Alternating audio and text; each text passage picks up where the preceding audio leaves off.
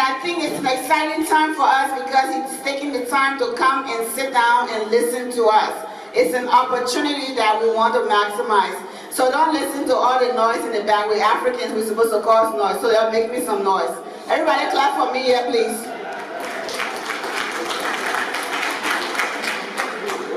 Okay, the people got timekeeper back there. They say they're going to be holding up the paper. So, as we all know, the governor's theme that he's working under in Minnesota is One Minnesota Celebrating Diversity in Diversity. I don't know, think about it, diversity in diversity, that's some of the mission he's on. From my own perspective, I'm thinking he knows that Minnesota is a very diverse state, and he's doing his best to accommodate everyone because we are all one people, no matter where we're from, right? So that's that's the team he's working on. But I'm supposed to be talking to you about civic engagement. Why are we in this building today, and why for the first time, I've been in Minnesota for 25 years. Have you seen a man grace before? So the one you have today is man grace. His name is Ola Obadia, and I'm the vice president of Minnesota Institute for Nigeria Development. I want to seize the opportunity to recognize all the elected officers in the House.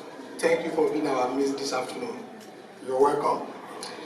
My task is to talk to you about MAC. And like I said, that I am the vice president of Minnesota Institute for Nigeria Development. That is our organization, that is umbrella organization for all Nigerians in the state of Minnesota. Our slogan is building a stronger Nigeria community in the state of Minnesota. For us to be able to do that, then that role places us as the umbrella organization for every cultural, spiritual, educational organization of Nigerians in the state of Minnesota. That also makes us to share the same responsibility with MAC. Like you all know, MAC is a Minnesota African Coalition. So that is the umbrella organization for every African nation in the state of Minnesota. So MAC is trying to build a stronger African nation in the state of Minnesota. Please let us clap for MAC.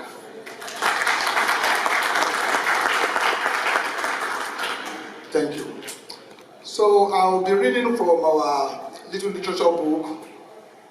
It starts by saying who we are.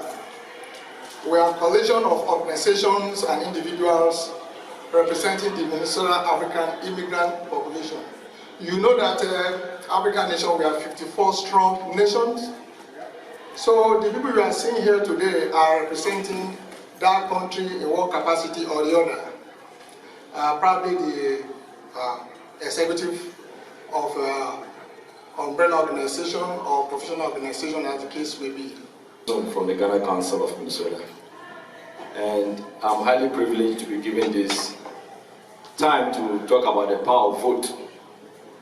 And I want to salute our elected members here and all of you. And Judah and his team, I say thank you very much for bringing us on board, and we are here to be part of MAC. The power of vote. If you look at the numbers here, you just look back, turn back and look. We have a lot of empty seats. This shows that we are not serious with our power of vote. Because if it was like a musician from Liberia, from Ghana coming here, this place will be filled up, though we're going to pay money. Voting is the ability to express yourself and help make a decision. It could be voting on a topic, on an item, or voting to elect an individual to an office. But what happens is sometimes we don't take it serious, especially when we have it on a silver platter. People or countries have been destroyed because people were fighting for their voting rights. Countries have been destroyed because people thought their voting rights were manipulated. But here we are, we have the free chance to vote as soon as we become a citizen of the United States. Today, I'm not here to define voting, but to encourage us to understand what it entails to cast your vote. Sometimes we focus on the major votes, presidential and federal offices. Those are very important. They affect us. But the votes that affect our daily lives are the ones that are close to us.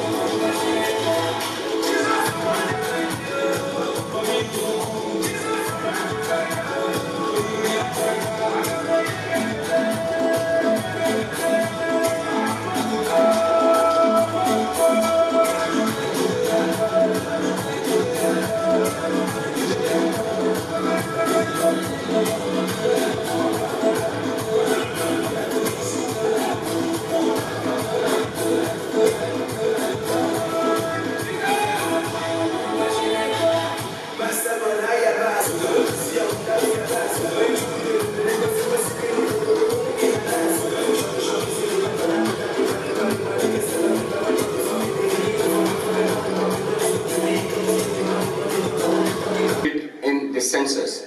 And I'm glad that we have a lot of community leaders here. You know, as I said a few minutes ago, a lot of hands came together to put this program, to make this program what it is, and I'm sure at the end of it we're going to see how successful this program is going to be, to have the governor here and all of the elected officials here sitting up front. It took a lot of effort. That's the same amount of efforts that we need to put together to make the census work. Now, the census happens every 10 years. And what the census does is that the census provides information, critical information, that helps policymakers. So Senator Huffman, Senator Eaton, Mike Nelson from House, Michael Elliott from the city, Winfred Russell from the city, it helped all of us, gave us the information that we need to provide the resources that will help you in the community, to help to improve your life, to help improve your community, to make your community better. So it's imperative. It is very, very serious business that we all participate in the census. Doesn't matter what your status is. Doesn't matter what the status of your relative is in your household. Please take it very seriously. The census also helps with population apportionment. What that means is that it determines how many representative seats we get. Now, the Senate is different because the Senate, by law, we have 2 senators from each state. But when it comes to the House of Representatives, it is based solely on the census. So we do not want to lose a House seat. So that's why it is important that we participate in the census, that we encourage our folks to participate in the census. So I'm only here to tell you that numbers matters. Our ability to show up, to encourage our folks to participate in the census. Don't be shy. No one is tracking you. No one is going to find you. Or we're not interested in what your status is, what your immigration status is. And we know that there have been efforts to put citizenship question on the census, but that has been well, at least temporarily defeated. And we hope that it becomes permanent. But in the meantime, whatever it is, whatever comes out of that case, we still need to show up, we still need to participate in the census, because it's going to benefit all of us, regardless of whether we are on TPS, whether we are on DED, whether we came here on a diversity visa, or whether we are married to a US citizen, or whether we are here illegally, or we are here undocumented. We all need to participate in the census. It is that important. Thank you, and thanks for being here, and we're looking forward to a wonderful event. Thank you. Wow. Kushio, anybody? Good. See? Now, we have to continuously recognizing our elected officials. We just talked about census. So I'll have the pleasure now to recognize Representative Sam there.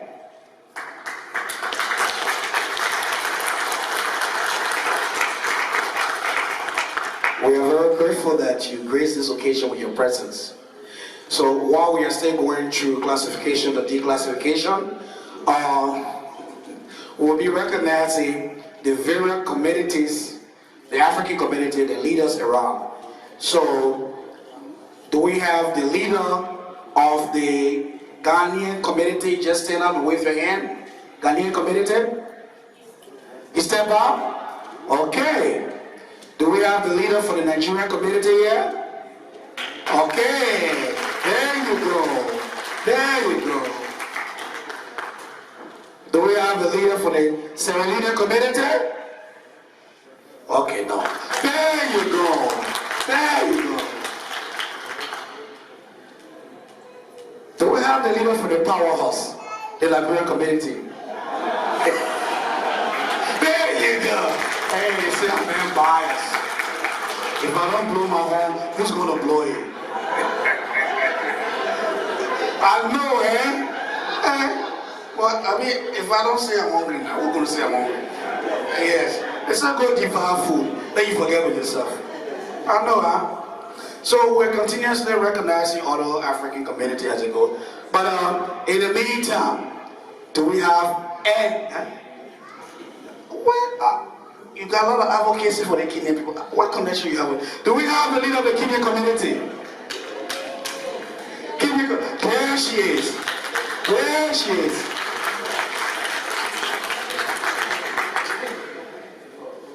Our main man in the house. Do we have the leader for the Oromo community? There you go. There you go. Wow. Do we have the leader or anybody for the Ethiopian community? There she is. Whoa. So we're from West Africa, South Africa, and Cameroon in the house. There you go. Wow. Avoid in the house? Y'a pas de parents ici. Nous les Ivoiriens. Hein? Mais c'est la même chose. Ivoiriens. Ok, there you go.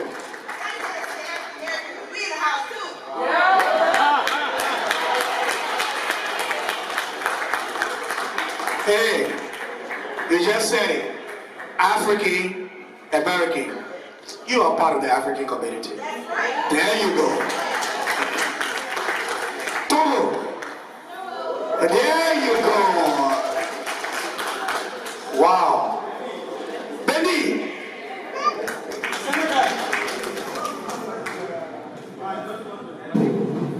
Senegal. There you go. Seulement, tu as bien s'habiller quand même. Voilà. Donc, la Côte d'Ivoire, non, hier. Bénin, Togo, Burkina Faso. Hey. All right. So we keep going. Anybody from Southern Africa? Tanzania? Malawi? Okay. We'll slow down South Africa for a while. Let's concentrate on West and East. Then we'll get into African rumba. Jita, are you laughing at me now? Okay. Okay. So, has the information been declassified?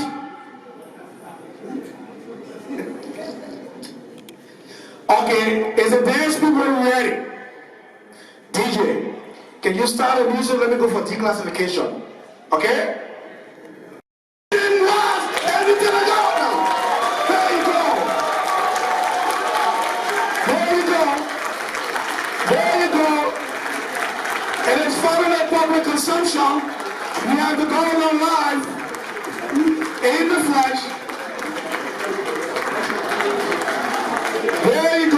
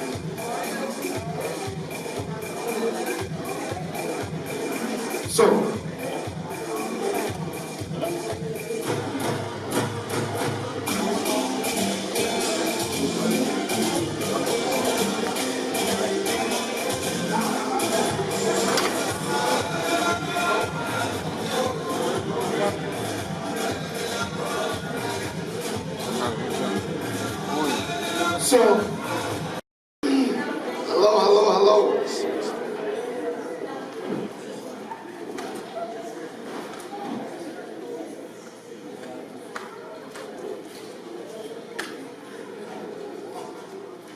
Greetings, everybody. Wow, what a great day. It's exciting. It's exciting to have the governor here. My name is Mike Elliott. I am the mayor of the city of Brooklyn Center.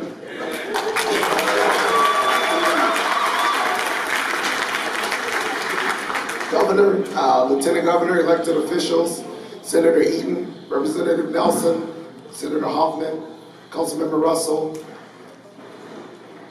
and Councilmember West Hafner, Representative Bang, community leaders, ladies and gentlemen. What a great day, what a wonderful gathering, what a great opportunity for us to all be here today and talk about the future and talk about what binds us and brings us together. So I want to thank you all for being here. Your presence here demonstrates that Africans in Minnesota are on the move.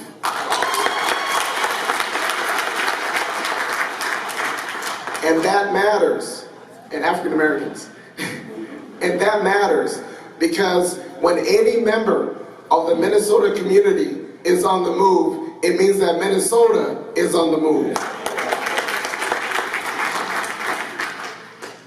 You know, I was with the governor yesterday in Duluth. Governor attended the League of Minnesota Cities conference and spoke. And he spoke about the importance of city government, the importance of local participation. And so your presence here highlights that fact. And so in the little time I have left, I want to encourage all of you and I want to invite you to attend your local city council meetings, your local school board meetings. And I want you to bring someone with you. And I want you to make that commitment to attend at least one of those meetings. We in Brooklyn Center have a meeting every other Monday, city council meeting, where we're deciding a lot of important issues that impact your lives. What kind of stores are going to come to our city that you'll have the opportunity to frequent? And will those stores meet your needs or not? What kind of housing projects will be developed? Will it be affordable housing? Will it be expensive, high-end housing? Will they be apartments? Will they be single-family homes? And these are all decisions that you yourself can impact. And it makes a difference in the quality of your life. So once again, I want to thank you all for being here, and I want to thank the governor, lieutenant governor for being here. I want to thank the organizers who put this event together, and most importantly, I want to thank you for your time, for making the time to be here to share and listen to our governor, lieutenant governor. Thank you.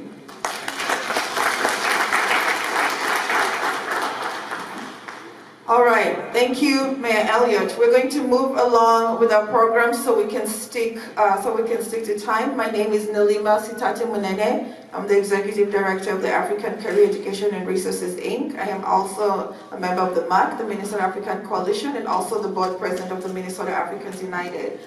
So, yes, so our next, just a few housekeeping things. So everybody, if you didn't get a post-it note, hopefully everybody got a post-it note. If you look at your program at the end of the session, we're going to have an opportunity for questions and answers. So the governor is going to speak to us, but he's definitely interested in hearing from you also. So fill in your questions and then wave them, then we'll come and collect them, and he will respond, and the lieutenant governor will respond to as many questions as possible. So we have our next speaker, who is Dr. Angela Osuji, who's going to come and talk to us about education. Welcome.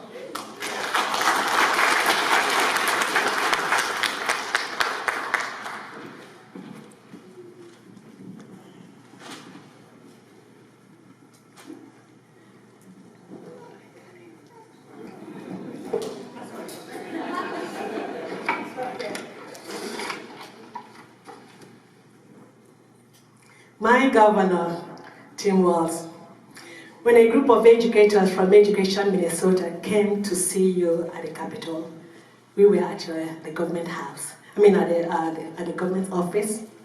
You spoke to us and said you feel like you are at home. My Lieutenant Governor, when you spoke at the We Are Still Here event in St. Paul, you talked about going home. And today, they said charity begins at home. So I'm going to start at home. Ibo, maman. Yeah. Cha cha cha cha, Ibo kelen. Yeah. One. Yeah. Nigeria, kwenu. Yeah. Africa, kwenu. Yeah. Minnesota, kwezonu.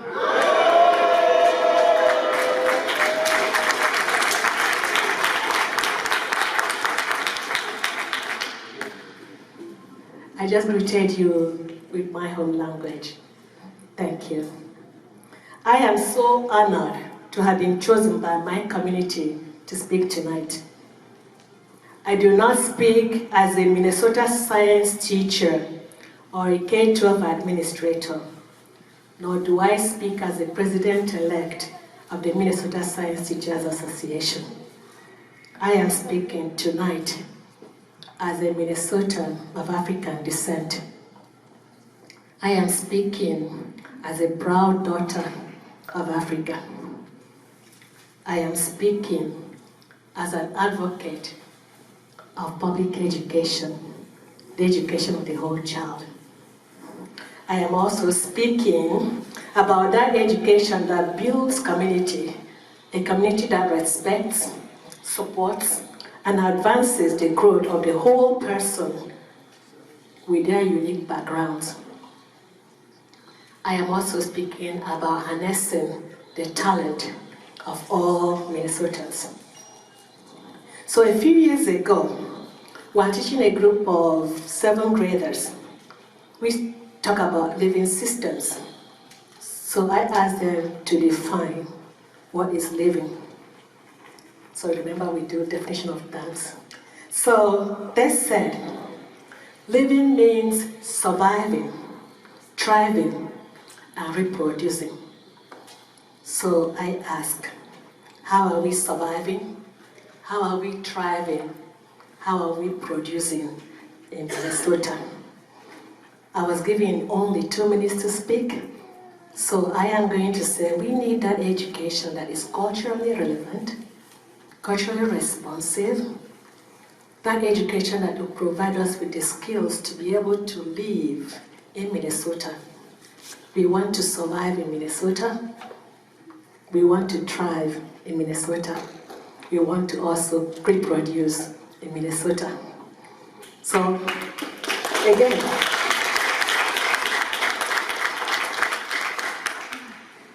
this time around, I am going to present you the children.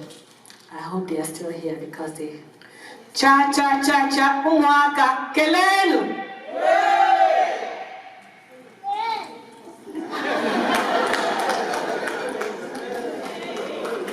Cha cha cha cha, umwaka kelenu. So these are Minnesota's children, and these are the children of the Youth Mentoring and Leadership Program of Children of African Descent.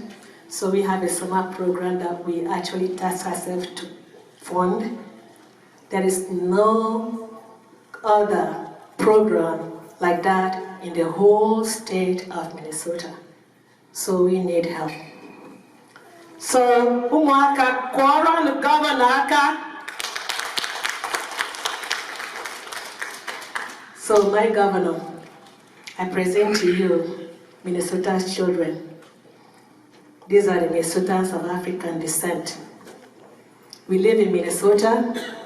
We want to be wholly involved in our education and those of our children.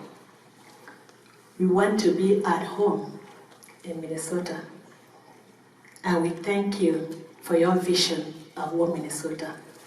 Thank you for coming to us today.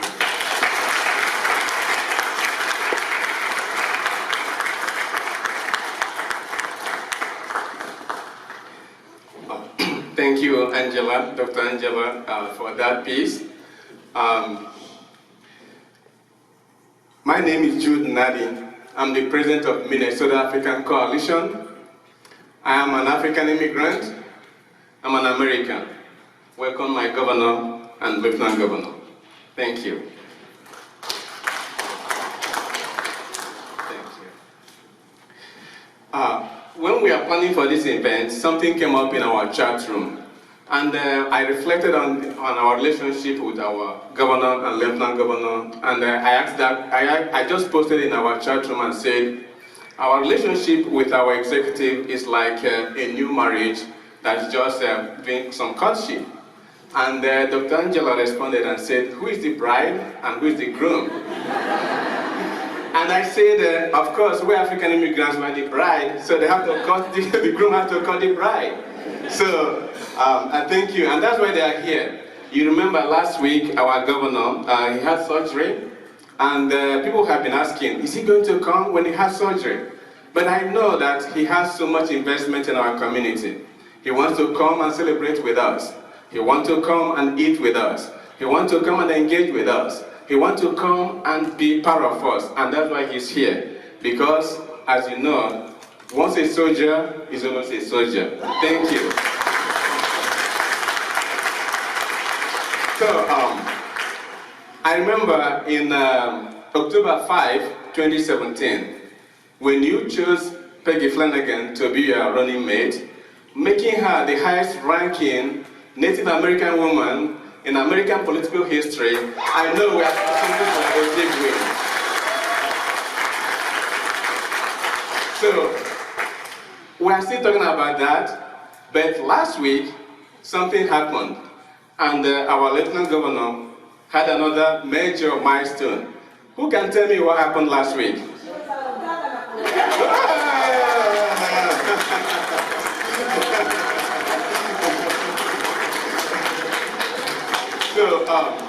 So we have, here we have 3 in 1.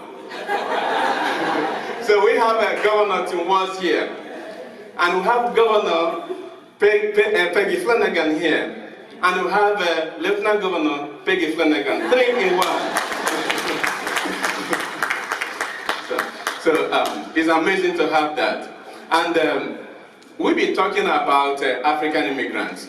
I think all the group that came together, if you look at this sign, we have like 17 different logos. They represent different African organizations working hard, because the time we are giving is like 10 days, and talking about African continent, over 1.2 billion people in Africa, and over 2,000 languages, and 55 different countries.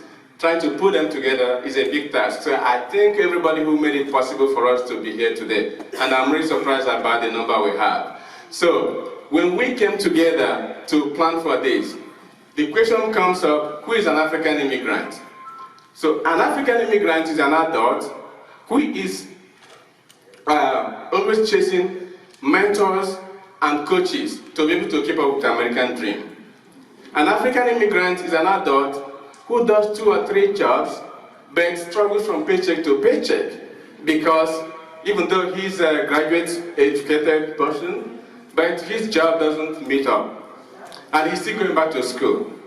An African immigrant is somebody whose disposable income is lower than most Americans, and upon that he will still send money to Africa.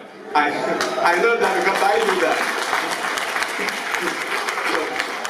An African immigrant may be married, have some children, belong to 5 or 10 different organizations, may be very, very religious, and still all this pressure under that person, and they still struggle to keep their heads above the water. So that's who we are. But I'm happy that in our midst today, we have made so much progress. We have engineers, we have nurses, we have doctors, we have lawyers, we have professionals, we have contractors, we have people who have excelled in businesses, we have professors in the colleges and universities. So our progress we are making is paying results. But irrespective of that, we need to make more progress. So our people, we are happy. We're happy with you. We're happy for what you have done. It's only 5 months. So I get that question, I get that pressure. What's the governor doing? So how are we going to be represented? What is happening? And I said, it's only 5 months. We'll be here like 50 years. So let's give them a chance. They will get to that point. And even within the 5 months, I remember on January 9th, the first day in office, the first work, the first executive order you gave is to build Minnesota Diversity Council, which is going to help us. I remember again that within few months that you went there, you appointed 2 Africans to be board members of the Council for Minnesota's of African Heritage. I am one of them. I remember that just within the few months you've been in the office, you appointed 2 Africans, my friend Hansa and our sister Eneb, to be deputy commissioners position that has never happened in our history. So that's a great milestone.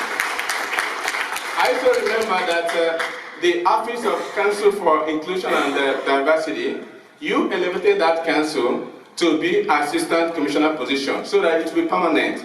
And what does he do? Make sure that the whole state workforce is diversified. That's the opportunity we get to get in and do the job we deserve. Thank you for doing that. I know you're a fighter, and in the history of this state, you made the biggest education budget because you want to close the achievement gap between black and white kids. Thank you for that. I also remember that you fought for bonding because you want to build the infrastructure of this state, and you want to build our environment, and you want to create jobs for us. Thank you for all you've done. This is not only 5 months, and I know that more are coming. Thank you for that. Thanks for coming. You are a great friend. You are here with us. I remember all the handshake, all the personal phone calls, all the relationship we built so far. It's great to be honored. And I'm proud of what you've done. Please, all the organizations that put this together, all the people in this room, help me to introduce the highest ranking Native American woman in American political history in the name of Lieutenant Governor Peggy Flanagan.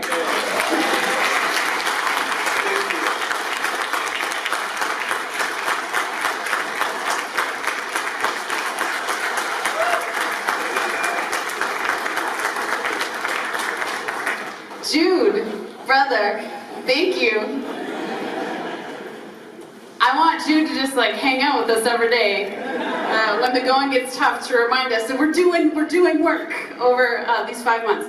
But Buju, Peggy Flanagan, addition Kaz, Guabagan, Iganikag, Ndunjaba, Megan and Dodane. My name is Peggy Flanagan. I am a member of the White Earth Nation, and my family is the Wolf Clan, and the role of our clan is to ensure that we're not leaving anyone behind.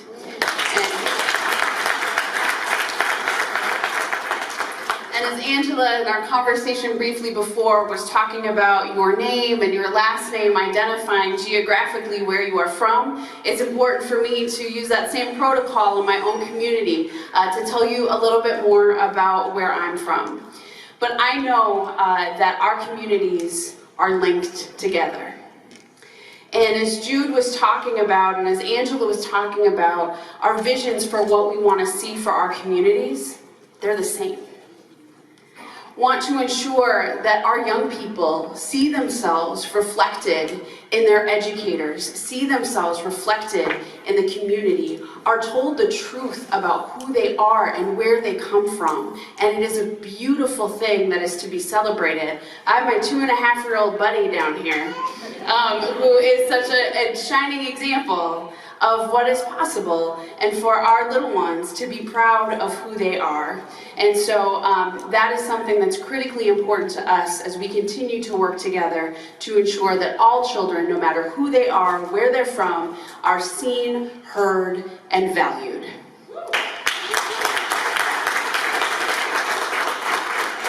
And as we talk about economic opportunity and economic development, there are folks and there are entrepreneurs in this community doing the work every single day. And we know that y'all are experts in your own community. And our job and the job of our state agencies and our administration is to meet you where you're at. Not continue to expect that you come to us, but we come to you. We remove barriers. We remove barriers to participation, and that is what we are trying to do, to say, as you have ideas, as you have a vision for a business, as you have goals, we are going to be your partner, not an obstructionist, but we are going to be your partner in achieving that dream and achieving that vision, and we do it together.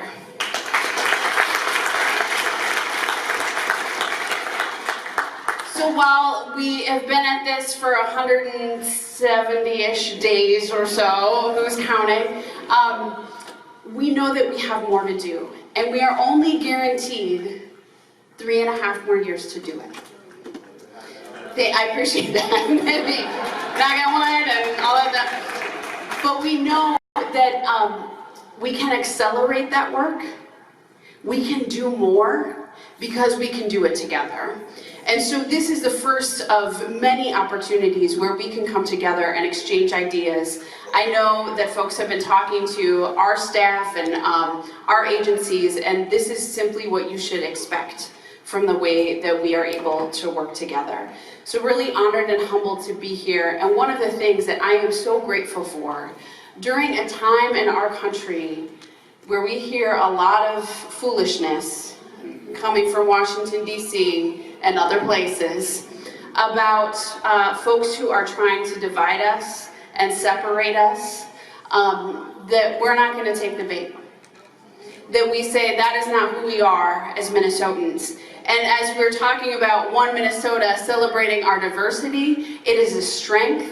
It is what makes our state better. It is what allows us to thrive. We will stand together in solidarity. And one of the gifts that this community has given us is radical hospitality.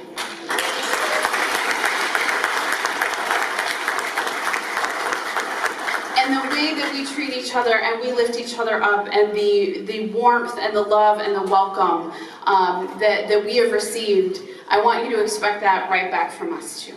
So there are folks who are going to continue to seek to divide us, and we say, no, we're one Minnesota, and that means everybody. For real, it means everybody. So Chimi Gwech, thank you so much for the opportunity to be here with you. We look forward to your questions and continued engagement over the next several months and years. Thank you so much.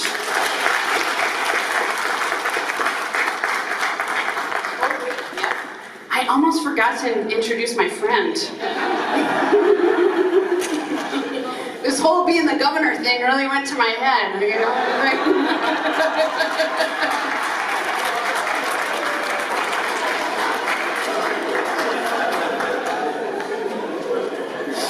Okay, so as Jude had mentioned, the governor and I decided to be a team from very early on. We didn't do sort of what typically happens, but we ran together for over a year. And what we promised was that you would see a partnership and a team, and using our own unique experiences, which are different from one another, and try to weave those experiences together so that everyone could see themselves reflected in the work that we are trying to do. And so, you know, some folks said, oh yeah, well they're running together, but as soon as they get into office, you know, she'll go down the hall and he'll go down here and they're not going to talk. Well, I'll tell you, we do a lot of work together, and it is an incredible blessing to be able to work with a leader who I admire tremendously, and someone who I learn from every single day.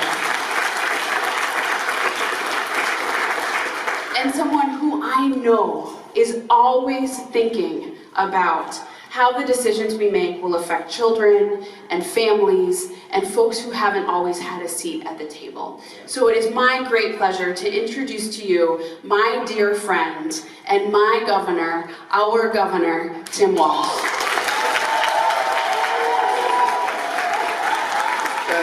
Thank you. Thank you. Everyone has told me how well the state of Minnesota worked last Thursday. They said it was fabulous. So thank you. Well, it is a blessing, and as you see, please have a seat. And I'm going to echo that radical hospitality. This is a community that welcomed me, that asked me to learn, that brought us in, and then said to us, and I remember saying this back, everybody will come to talk to you before elections. You better count their character on what happens afterwards and be held accountable to that. And that was my friend Jude made clear of that. But Peggy Flanagan, as you've seen,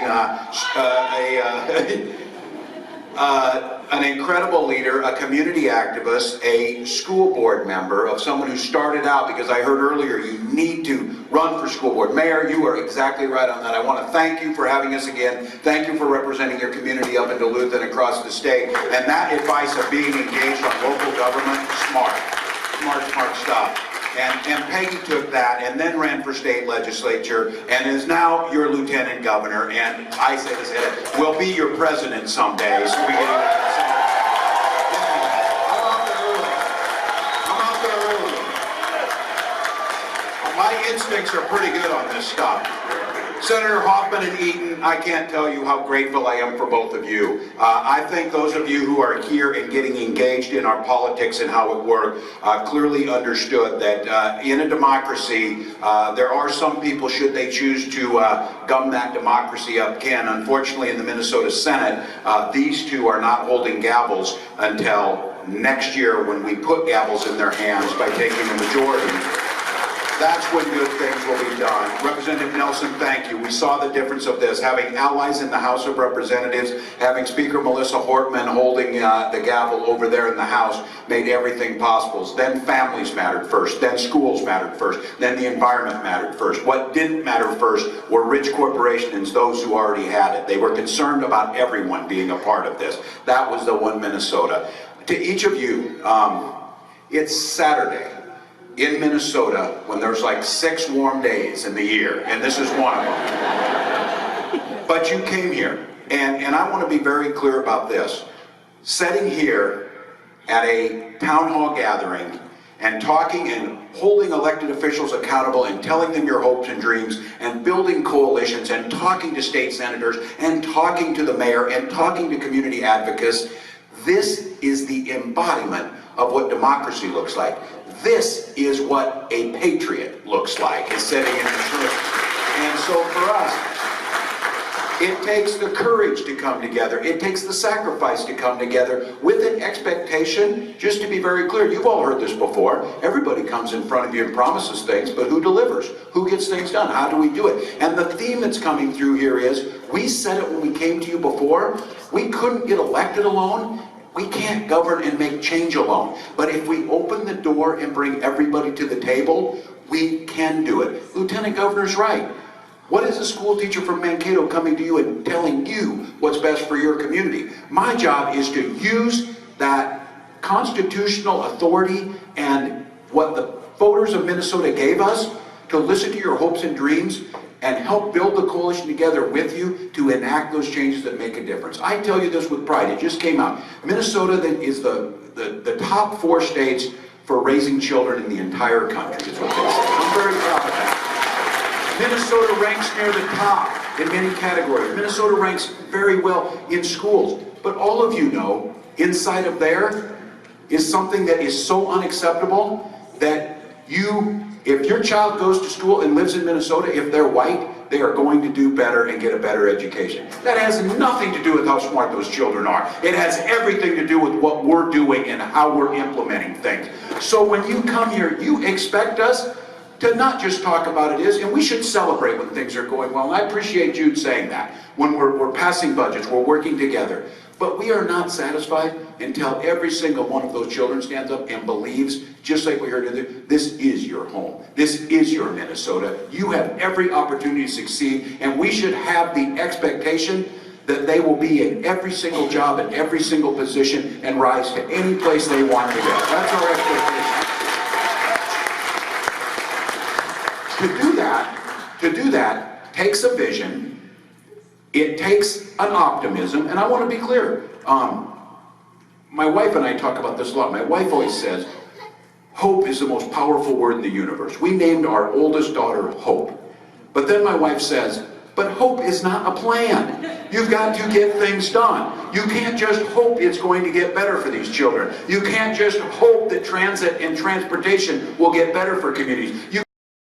Your budget must reflect your values. You must be putting money into the communities that matter and how they matter. You must be making sure that you're empowering local governments to make the decisions where the mayors and the state senators and the state representatives and the city councils and the school boards know what to do. That's what we're talking about, transforming Minnesota. When you heard us talking about One Minnesota, I'm not sure people were listening really closely to what we were telling them. We were telling them that every child, black, white, brown, indigenous, gets a chance to succeed. We're not asking you to agree with everything with everybody around you, but we're asking you to find a way to work together to make Minnesota better. Our expectations are very simple. That there will be no better place in this country and in the world to raise your children and grow up than Minnesota. That's our expectation. If we don't set it high, it won't happen. But we know there's work to be done. And I don't want to gloss over a fact for many in these communities. And it comes in all forms. Hate is a chameleon. It will change its look and go different ways. That hate may come in the form of Islamophobia, it may come in racism, it may come in sexism, you name it, it will find a way to get in. We're an unprecedented place. We have people occupying the highest offices of power that regularly talk about hate, that talk about dividing, that talk about ways. You know this and we see it. We can't just sit here and wring our hands about this. What's going on in our southern border should break the soul of every single one of us. It should make us, those are our children. Those are our children, every single one of us. And so when we talk about here in Minnesota, how do we build coalitions to put back about that? We've been joined today by some friends from St. Cloud. And you've seen it in the paper. There you go again, Jim. You've seen it in the paper. You've seen what's happening in some of this. Some of you have lived there. We have a diverse community. We have a community of African heritage. We have communities all across Minnesota. We have power in this room. We have power that's risen up and spoken about that. We have power that says this, you work for us, Governor, come and talk to us and be here on that. That's the way that's supposed to work. When our communities are fragmented and they're in greater Minnesota and they're in smaller numbers, it's harder to wield that power. And those that want to hate make it more difficult. But here's the thing. You know this, we know in Minnesota, those are the minority of people, but they're holding power in some places. So I'm not going to kid you on this. I feel very strongly that the Lieutenant Governor and I, Senator Hoffman, Senator Eaton, Representative Nelson, Mayor Elliott, we can build coalitions, we can bring people together, and I'm always optimistic that I can make a difference, but I'll tell you what, there's a limit on that. I have come to the conclusion sometimes you just got to vote people out of office and put other people in there to get things done. We can't get them done. So I tell you, I don't care which way you vote or how you're voting on that, But if you don't think, and you're here, I know I'm preaching to the choir, I hear people still tell me, oh, I'm sick of politics, I'm just not into politics. Too bad, politics is into you. And it is going to do everything to you. So you can come on a Saturday, you can engage your community, you can lift your voice up, you can add your talent, you can express your outrage, you can challenge as you should publicly. As we said, issues of transportation and transit, and I heard this loud and clear today, are issues of equity. They're issues of equity. Don't marginalize our community. Don't make it harder for us to get there. That's the way we're viewing it. So we've got some questions and some comments and some answers, but I can tell you today, it is a privilege to be asked to come here. I don't forget for a minute, Lieutenant Governor doesn't forget for a minute. We do work for you. We understand that this community came out in full force. You worked and knocked doors. You cast something very sacred, your sacred ballot, and you put your trust in us. Our pledge to you is to work hard every day. We will disappoint you at times. We may not get as far as we can go, but what I can tell you is our commitment to reflecting the values of all of Minnesota and making sure that this community here, the community in St. Cloud, the community in Mankato or Worthington or any corner of the state understands that Minnesota is home. It's your home. So ask away.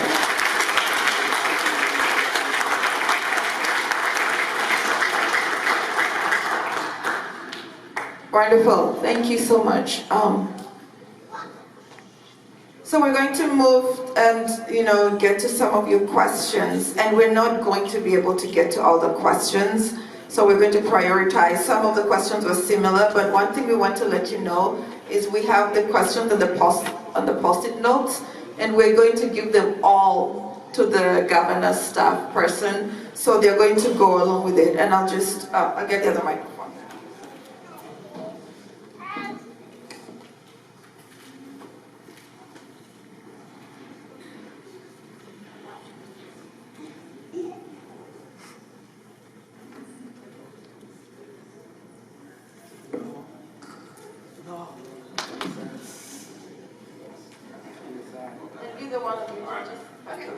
Sure, wonderful, thank you. So most of the questions we had to do with health equity in our communities.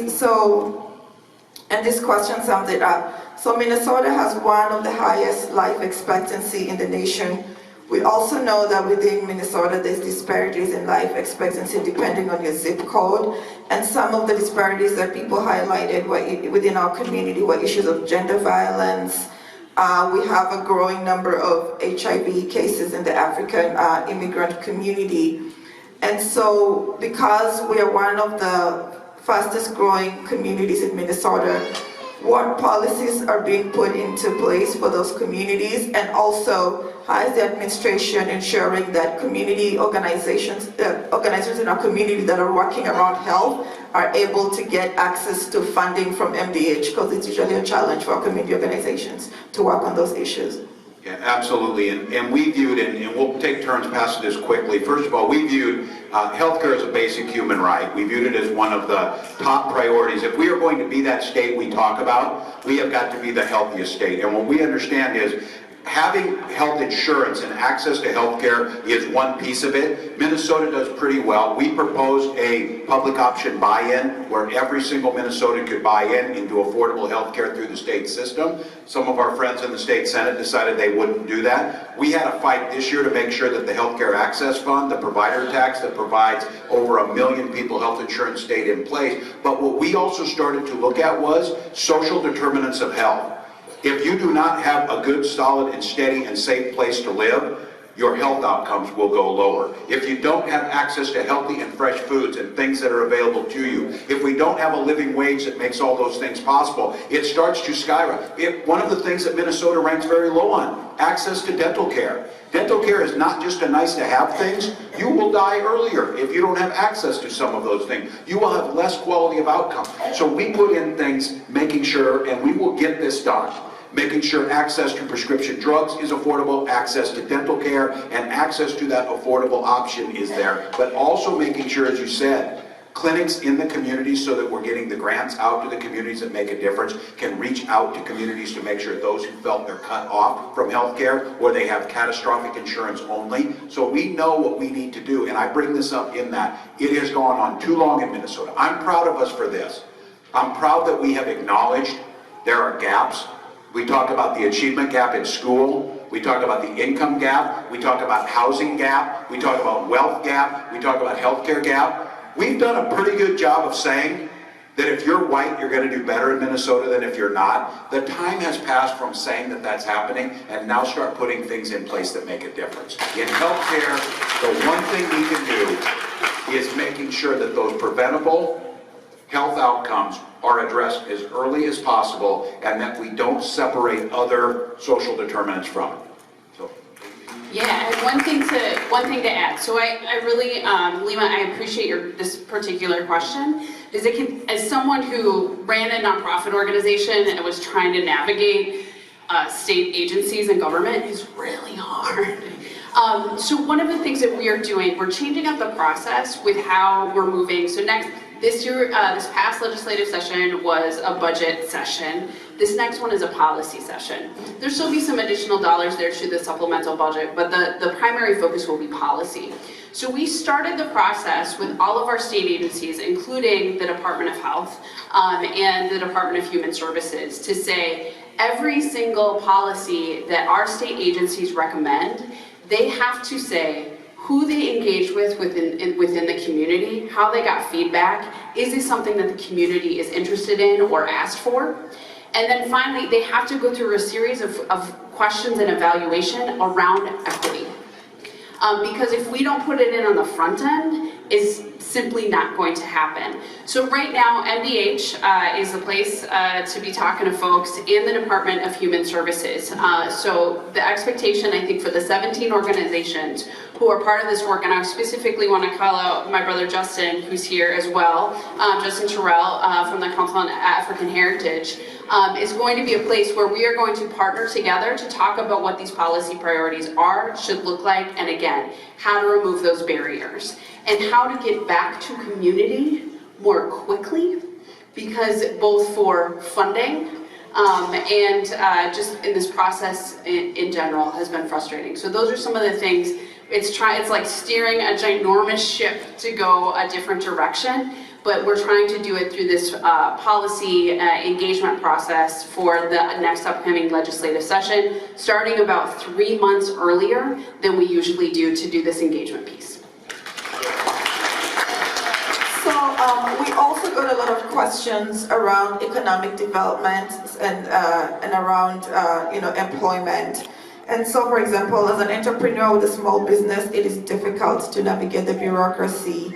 And also, we had a lot of questions signifying some of the challenges people in our community face is underemployment. We have a lot of people who are qualified for jobs and have, the education, but underemployment is also another issue that is impacting the community. And so, there's a question.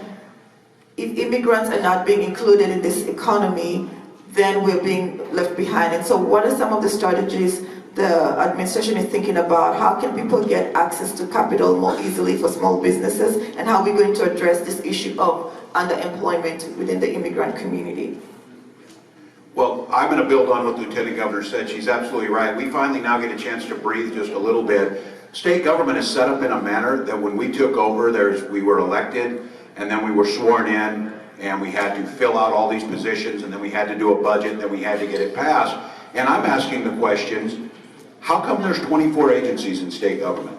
How come this is working this way? I don't know why it is. And then some people said, well, it's always been that way. It's always been put in. Some of it's probably because it makes sense the way it should be done. Some of it is not keeping pace with the changes that are happening in society. Some of them are not keeping changes with what technology is doing. Some of them are not keeping pace with the new Minnesotans that are coming here. Let's be very clear.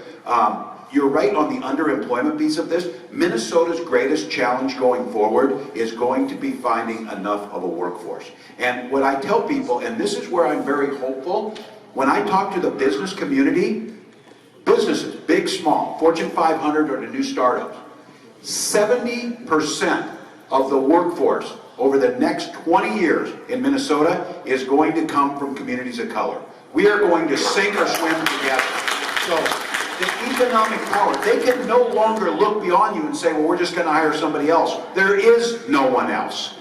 This community needs to have the education, needs to have the opportunity, and needs to rise into that. That includes both being an employee and the entrepreneurship. So the Lieutenant Governor is right. We have to make it smoother to do this. I went on and I've asked them, and I do this, and I started out with the driver's licenses. I went on and went in and said, I want to see what it takes to get a driver's license in Minnesota. And somebody said, well, they'll get it really fast for you. They know who you are. They'll try. No, we're going to go and find out what it takes. We're going to check these systems and say, why is it taking so long? Can we be more efficient? We reinstituted the Angel Tax Credit, $20 million that's meant to try and push that money back out. And again, though, the question is well taken, and we're going to have to find out what the answer to this is. How do we reduce those barriers, make it easier while having the checks and balances in there, but not making it impossible? We talk about this a lot. Lieutenant Governor talked with this to me, and I embraced it, about we want to get people to the table to write budgets together. We want people at the table before we make the decisions. But the Lieutenant Governor says, the problem is people don't know where the damn table is sometimes. How do you get to the table?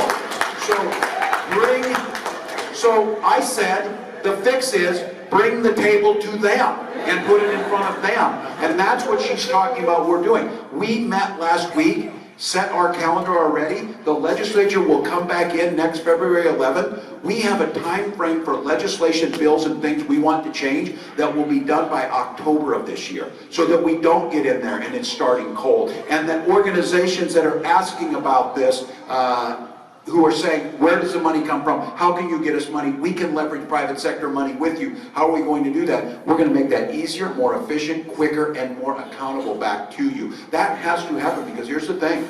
This will not be, and I will not allow them to say this, there is not an achievement gap in communities of colors. There's not a wage gap in communities of color. There is an achievement gap in Minnesota. There's a wage gap in Minnesota that is hitting disproportionately communities of color, but it is coming home to all of us if we fail to recognize that our greatest resources are people. And again, keep that number in mind. 70% of the workforce over the next 20 years is coming from communities of color. You hold the economic key to Minnesota's future. We need to make sure that we'll get you ready to operate. So yeah, we have room just for 2 quick questions. So I'll ask them, and then maybe you each can pick one. So the first one is about immigration. So with the recent federal administration policy of rating states to remove both some documented and undocumented immigrants, which will result in separating families, what is the administration's position on this, and what are some of the things the administration thinks they can work on to support immigrants in our community? And then the final question I will take is, so we had a lot of questions about people asking, as a community that is growing, how can you partner with us? How can we participate in working with you to be able to address some of the issues that impact our community? first of all, let's be absolutely clear. And this is another one. Lieutenant Governor's got a lot of things for me. She says, as an indigenous Native American, I have a few thoughts on immigration, if you might believe that. Yes, so we are a country of immigrants, and I know it's 2019. You would think we'd be on having to say this, but every opportunity I get, I'm going to say it. This is a nation of immigrants that every single one of you makes this state and this country better by being here, and we were founded on that sense of welcoming and being here. That is, we're not debating that. That is absolutely clear. We are not interested in the federal government's demonization of our immigrant community. We are not interested and will not participate in private prisons or detention facilities that detain people here. We have made it clear that we want to work as hard as we can to find paths to citizenship, to protection of our communities, to not be fearful in where they live. We understand that making sure that everybody who needs a driver's license can get one. It's ridiculous that we're having an argument, regardless of your status, that you get a driver's license. and your license to drive. We make that case that the humanity comes first, that Minnesota welcomes immigrants, that we have asked for comprehensive immigration reform that is not about building some damn wall that you can crawl over or around. It starts to address the fact that we need more judges and more facilities, and when someone comes to the United States and presents themselves for asylum,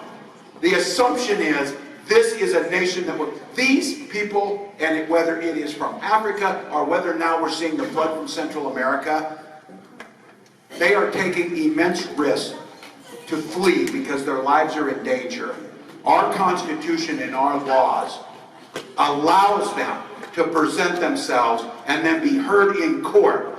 And it allows us as a nation to, during that time they're waiting, to make sure that we have the facilities to care, that we have the opportunity to provide them lawyers, that there are enough judges to adjudicate the cases. So what I can tell you, when the states roll, while the federal government has authority over immigration, they do not have authority over our moral values. They do not have authority over how we treat them. I can tell you, and I hear it out there, the things that we can do out of this office are, sometimes we can do things legally, other times we can do things that show a strong symbolic nature of this. I can tell you something that, just to be very clear about where we stand on this, the Lieutenant Governor and I were incredibly proud last month when we were able to host, the very first time in Minnesota history, a Ramadan iftar at the governor's residence. Our Muslim brothers and sisters are welcome. Our Christian brothers and sisters are welcome. Our Jewish brothers and sisters are welcome. We will continue to stand in that breach. We will continue to protect and do the right things by our immigrants. We will advocate for comprehensive, humane policies that fix our immigration system, and we will not participate in this for-profit endeavor of locking up our neighbors for whatever current hateful moment is happening. So, Lieutenant Governor, you want to hit the second part of this one? So the other thing that we're doing right now is actually taking a look at what we can do as in the executive branch and through state government when it comes to supporting the immigrant community, and in particular around family separation for our children who are isolated. And as we saw those horrible images of Oscar and Angie Valeria, that all of us are moved by that. So those are literally conversations that we are having right now, and our team is looking into everything that we can possibly do. So as far as how we can work together, this is a really good example of what is possible, and we have heard you loud and clear on issues around transportation, and in particular on the Blue Line, and knowing that we believe that the Blue Line should be built, that it is a corridor of prosperity and opportunity for the community, and we hear that. And we'll stand together. And Nalima, as the good organizer that she is, agitated us a little bit to do a little bit more. So I hear you. The other thing that I would say is one of the ways that we can participate together is through the census. And we put together $1.6 million in funding for the census. We had to fight harder than was expected, right? Thank you, Representative Nelson, Chair Nelson, for fighting for that funding for us. Because what that allows us to do is to give smaller grants to community-based organizations. If I go to somebody's house in your community and I'm like, hi, I'd like to talk to you and ask you some information about your household and your income, how are folks gonna feel about that? Not great, right? But if you knock on the door of your neighbor or community member, it's a different conversation, right? And so we have to say communities are experts. We need to give y'all funding to talk about the importance of the census. As an Indigenous woman, I'm like, you have to count me. I'm here. And so we want to make sure that people feel safe in filling out the census, and that means that the message has to come from our own communities themselves. So the grants are available, and we will do more, and I'm looking for Erickson somewhere, hi Erickson, in helping to connect communities with the appropriate way to apply for that funding. And the last thing that I will say is to keep inviting us in and engaging. We have a public engagement office. within the executive branch. It's not constituent services, it is public engagement. Because the governor and I do better when we actually spend time out in communities outside of the Capitol, learning what is most important to you. So continuing to have events like this and smaller conversations where we can really dig in, and then making sure that you are building relationships with the folks at our state agencies who have been instructed also that they need to be doing public engagement in a new way. And that is simply the expectation for the Walz Flanagan administration that they have to be doing this work too. Otherwise, we're not going to get the kind of results that will help move the community forward if y'all are not included in that conversation. So we are honored and humbled to be here. We've got more work to do together. As was mentioned, you all have a lot of questions, which is good. And one of the things that we absolutely are committed to do is to take those questions back, and we will answer each and every one of them. Okay, and make sure that that information gets back to all of you. So thank you so much, and we are really just honored and humbled to be with you this afternoon. Thank you. So, thanks. So let's give a round of appreciation once again to the governor and the lieutenant governor. And Erickson, so this is what is going to happen. So the governor is in a very tight schedule, and like really, really tight schedule, like for real. And so what we're going to do right now, Erickson, these are your questions. So you see, so Erickson, there you go. Yeah. And then, so what's going to happen next? We encourage people. So what's going to happen is we have some, young people who have prepared a dance for us, and we're going to give them an opportunity to do that. We'll ask people to stay seated, right? Stay seated. There's some food and drink afterward. We'll ask people to stay seated. The governor and lieutenant governor will enjoy the dance for a little bit, but then after that, they really need to exit and go on to their next schedule. We were waiting for them. There are other people waiting for them to keep time. So please bear with us. Thank you so much for coming this afternoon.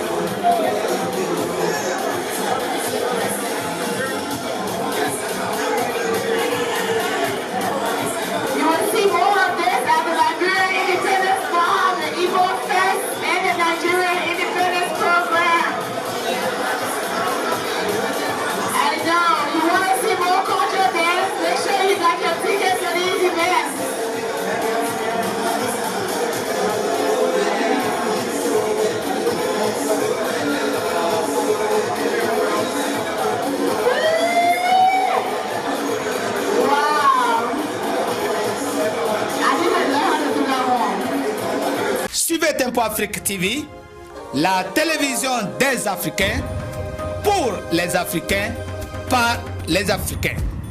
Contactez-nous tempoafrictv.com, iptv.tempoafrictv.com, téléphone 612 804 0295. Email tempoafrictv@gmail.com. Tempo Afrique TV, l'éveil de la conscience africaine.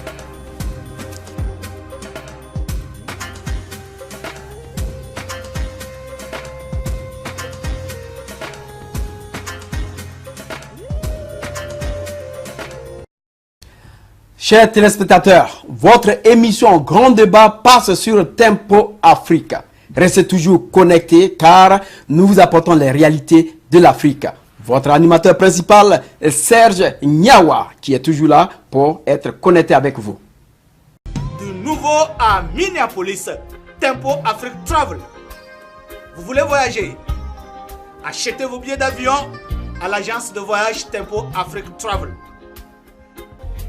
Avec l'agence de voyage Tempo Afrique Travel, pas de problème de connexion, pas de problème de transfert de vol. Avec l'agence de voyage Tempo Afrique Travel, c'est le voyage en toute tranquillité, en toute beauté, de votre maison jusqu'à votre destination. Votre satisfaction est notre plaisir.